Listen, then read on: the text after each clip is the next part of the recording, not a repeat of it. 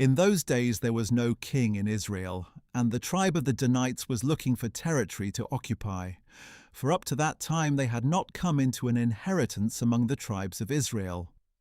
So the Danites sent out 5 men from their clans, men of valor from Zorah and Eshtaol, to spy out the land and explore it.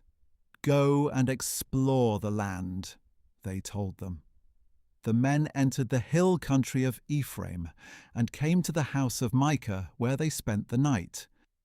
And while they were near Micah's house, they recognized the voice of the young Levite. So they went over and asked him, "Who brought you here? What are you doing in this place? Why are you here?"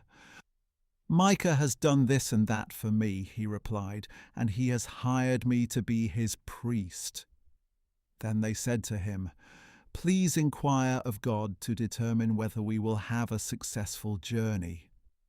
And the priest told them, "Go in peace. The Lord is watching over your journey." So the 5 men departed and came to Laish, where they saw that the people were living securely, like the Sidonians, quiet and unsuspecting. There was nothing lacking in the land, and no oppressive ruler, and they were far away from the Sidonians and had no alliance with anyone. When the men returned to Zorah and Eshtaol, their brothers asked them, "What did you find?" They answered, "Come on, let us go up against them, for we have seen the land, and it is very good." "Why would you fail to act? Do not hesitate to go there and take possession of the land. When you enter, you will come to an unsuspecting people and a spacious land, for God has delivered it into your hand. It is a place where nothing on earth is lacking." So 600 Danites departed from Zorah and Eshtaol, armed with weapons of war. They went up and camped at Kiriath Jearim in Judah. That is why the place west of Kiriath Jearim is called Mahaneh Dan to this day. And from there they travelled to the hill country of Ephraim and came to Micah's house.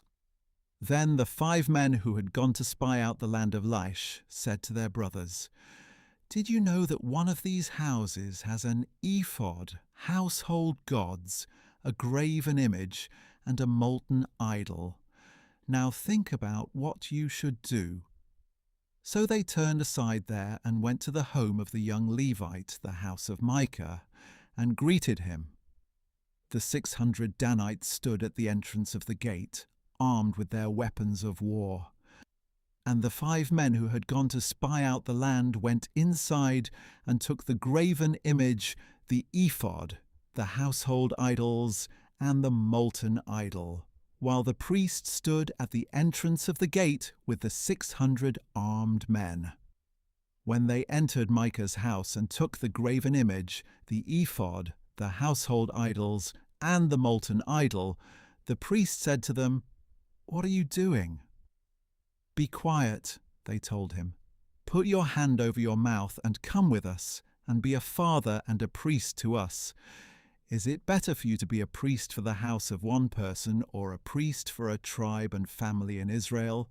So the priest was glad and took the ephod, the household idols, and the graven image, and went with the people. Putting their small children, their livestock, and their possessions in front of them, they turned and departed. After they were some distance from Micah's house, the men in the houses near Micah's house mobilized and overtook the Danites. When they called out after them, the Danites turned to face them and said to Micah, "What is the matter with you that you have called out such a company?" He replied, "You took the gods I had made and my priest and went away. What else do I have? How can you say to me, 'What is the matter with you?'" The Danites said to him, "Do not raise your voice against us, or angry men will attack you, and you and your family will lose your lives."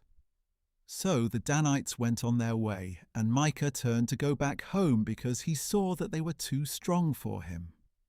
After they had taken Micah's idols and his priest, they went to Laish, to a quiet and unsuspecting people, and they struck them with their swords and burned down the city. There was no one to deliver them, because the city was far from Sidon, and had no alliance with anyone. It was in a valley near Beth Rehob, and the Danites rebuilt the city and lived there. They named it Dan, after their forefather Dan, who was born to Israel, though the city was formerly named Laish. The Danites set up idols for themselves, and Jonathan son of Gershom, the son of Moses, and his sons were priests for the tribe of Dan until the day of the captivity of the land. So they set up for themselves Micah's graven image, and it was there the whole time the house of God was in Shiloh.